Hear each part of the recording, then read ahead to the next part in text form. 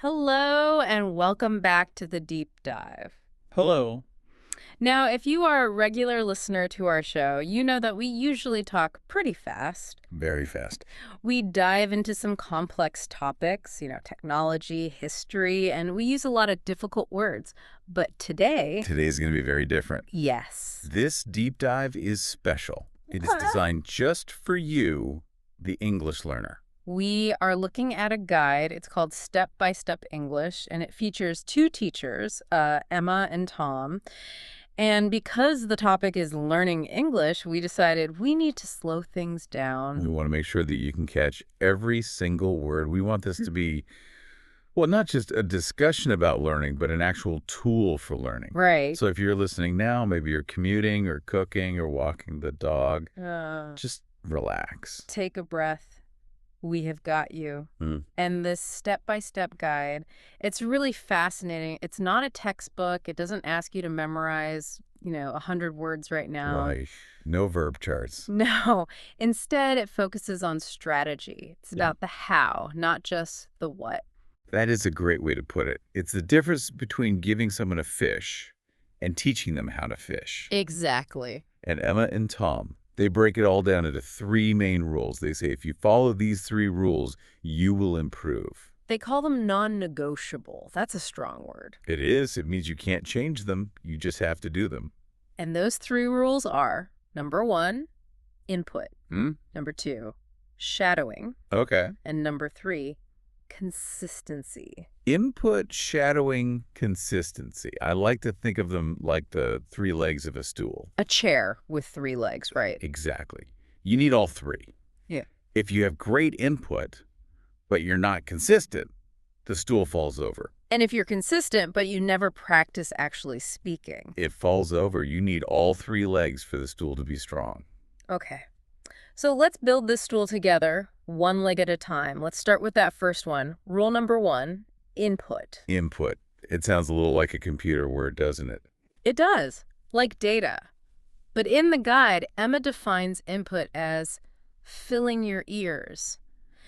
And she says something that I found really interesting. She says, you must listen before you are allowed to speak.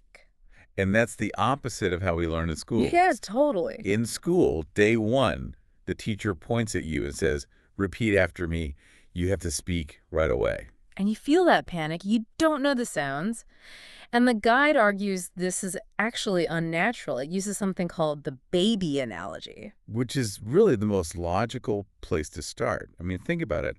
When a baby is born, does it start speaking? No, it mostly just cries. Right. For the first, 18 months? Maybe 2 years. A baby is in a silent period. It is not speaking.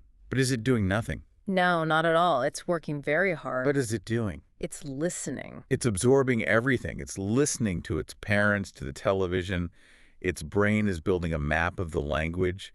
It's learning where one word stops and the next one starts. That is such a huge challenge. I remember when I first tried to learn a new language, it just sounded like one long noise. Yes. I couldn't hear the breaks between the words. And that's because you didn't have enough input yet. The guide calls this kind of input immersion. Okay, let's pause on that word, immersion. It's a really key term. Can you break that down for us? Of course. It comes from the verb to immerse. So I want you to imagine a swimming pool. Okay. If you just put your toe in the water, you're only touching it a little bit. But if you jump in and the water goes over your head and you are surrounded by water, you are immersed. So linguistic immersion is like jumping into a pool of English. Precisely.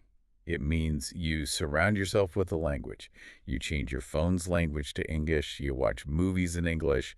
You listen to podcasts like this one. You let the language just wash over you. Exactly. But here's the question I always have, and it's a fear, I think. What if I don't understand? If I'm listening to something and I only understand, say, 30%, isn't that a waste of time? That is the number one reason people stop. They feel stupid because they don't understand. But the guy is very, very firm on this. It says, do not stop. But why? What am I learning if I don't know what the words mean? You are learning the music. Music. Yes, every language has a rhythm, a kind of melody. The technical word for this is prosody. Prosody, that's a new word for me. Prosody is the beat of the language. Even if you don't know the definitions, your brain is learning the beat of English. It's learning how the voice goes up and down. So it's like you're downloading the operating system before you install the individual apps. That's a perfect metaphor. Yes, you are preparing your brain. You are building a tolerance for ambiguity. A tolerance for ambiguity. So being okay with being a little bit confused? It is. And the most successful learners are the ones who are okay with being confused. So, rule number 1, flood your ears. Input, input, input. Don't worry about speaking yet. Just listen. Okay, so we have spent a few months listening. We are the baby absorbing the world. But eventually that baby has to talk. And this brings us to the speaking problem. In the source material, Tom tells a story about a student who could understand everything. He could watch movies with no subtitles. But when he tried to speak, Nothing came out. nothing. It's so common. It's called passive fluency. You can understand that you can't produce. And it's scary. Plus, if you're learning alone in a country where no one speaks English, who do you talk to? I'd feel really silly talking to my wall. Or your cat. Yeah. But Emma proposes a solution for this. Hmm. It is rule number 2, shadowing. Shadowing. It sounds like something from a spy movie. It's actually very physical. Let's break down the word. Think of your own shadow on the ground on a sunny day. Okay, I see it. When you move, your shadow moves with you. Right. Instantly. Exactly. Does the shadow wait 5 seconds and then move? No, it's attached to me. Well, in the shadowing technique, the native speaker on the podcast is the person, you, the listener. You are the shadow. You try to say what they are saying at almost the exact same time. Wait, so I'm not listening, then pausing, then repeating. No, that's the old way. That's called listen and repeat. Shadowing is different. You're speaking with them, or maybe just a tiny, tiny bit behind them. That sounds really difficult. Feels chaotic at first, but there's a very important reason for this. It's about your mouth muscles. Mouth muscles. Think about it. Your mouth has spent your whole life making the shapes of your first language. English requires, well, it requires different movements. That's true. The TH sound, the think. You have to put your tongue between your teeth. Many languages never do that. Exactly. And if you try to do that in a real conversation for the first time, your mouth feels slow, clumsy. Shadowing is like taking your mouth to the gym. So you're not thinking about grammar, you're just drilling the physical movement. Yes, you're bypassing the thinking brain and going straight to the doing brain. It builds muscle memory. Now, the guide says there are 3 specific things you have to copy. It's not just the word. No, the words are actually the easy part. Hmm. To do it right, you must copy first the speed. If they talk fast, you talk fast. Second, the emotion. This one is so important. A lot of learners sound like robots. Hello, how are you? I'm fine. Right. But real people have feeling. If the speaker sounds happy, you sound happy. And what's the third thing? The third is the pause. The silence. Yes, silence is part of the language. When the speaker breathes, you breathe. You copy their rhythm. This sounds a lot like acting. It is. And that helps with the fear. It's not you speaking English. You're just pretending to be someone else. It lowers the pressure. Okay, I think we have to try this. We need to show everyone what this sounds like. I will be the native speaker. I want you to be my shadow. I'm ready. I'll try to follow you as closely as I can. Okay, listeners, listen to how close the expert's voice is to mine. Here's the sentence. I cannot believe it is already Friday. I cannot believe it is already Friday. That was very good. Okay, let's try a longer one with some emotion. I'll sound a little annoyed. Why does the bus always arrive late? Why is the bus always arrive late? Nice. You even copied my little sigh at the beginning. I had to. You did it, so the shadow has to do it. And did you notice, everyone? We didn't stop to think about the grammar. We just felt the sound of the sentence. That is the magic of it. If you do this for just 10 minutes, your mouth will actually feel tired. That's how you know it's working. Okay, so we have input, which is filling the tank with fuel. Mm-hmm. We have shadowing, which is training the engine.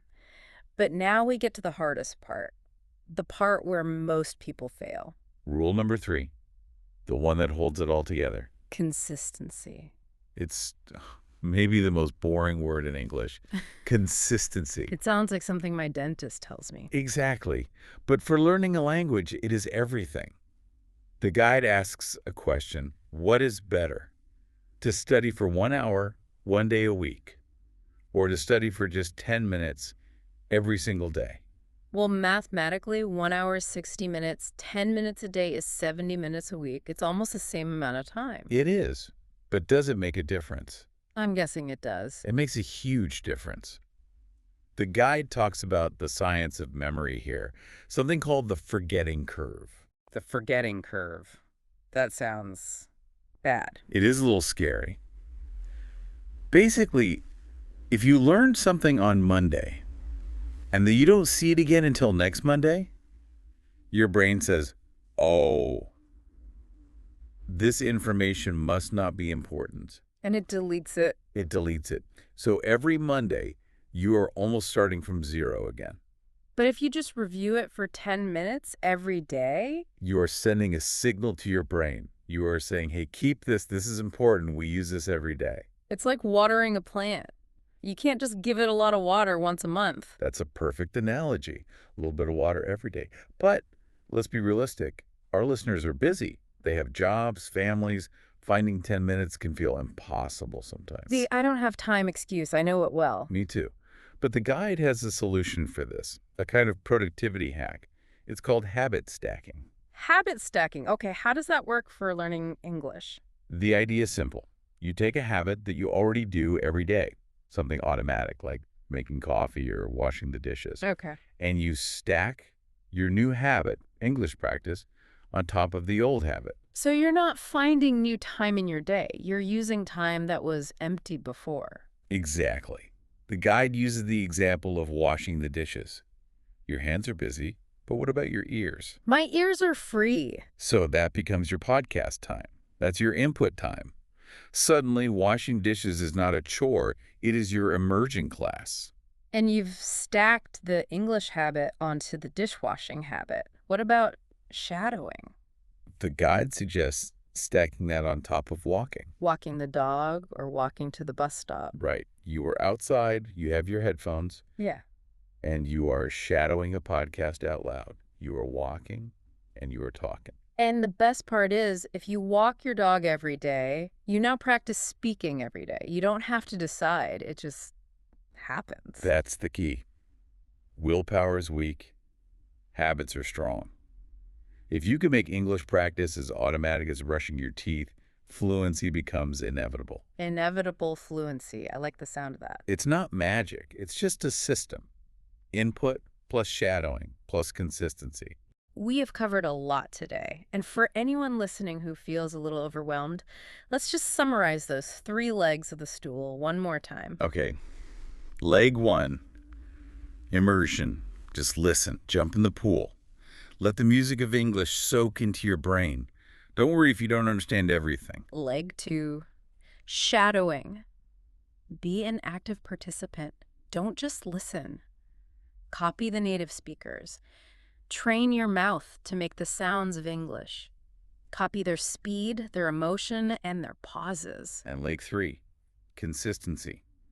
Small steps every day are more powerful than one big step every week. Use habit stacking. Find 10 minutes while you wash the dishes or walk to work. You know, as we're talking about this, I realized something. What's that? Our listeners, they're already succeeding right now. How so? Well, they're here. They're listening to this deep dive. They are getting input this very second. You are absolutely right. If you are hearing my voice right now, you are already doing rule number 1. You are immersing yourself. So you're already on the path. And if you wanted to try rule number 2, you could just rewind this deep dive a little and try to shadow us. Maybe shadow you. Your voice is a bit clearer. We're a team, but really, learning a language is a long journey, and it can feel lonely. But with these rules, you have a map. You aren't just lost in the dark. Before we go, I want to leave our listeners with a very small challenge, a little piece of homework. Ooh, I like homework. Today, just find one small empty moment in your day. Maybe when you're making your tea or when you're waiting for the elevator. Okay. And in that moment, I want you to ask yourself, could I be a shadow right now? And just try to say 3 sentences to yourself in English. Describe what you are doing. I am making tea. The water is hot. It smells good. That's a wonderful challenge. It's about turning those boring moments into learning moments. Thank you for diving in with us today. Keep listening, keep shadowing, and just keep going. You're doing a great job. Goodbye. See you next time on The Deep Dive.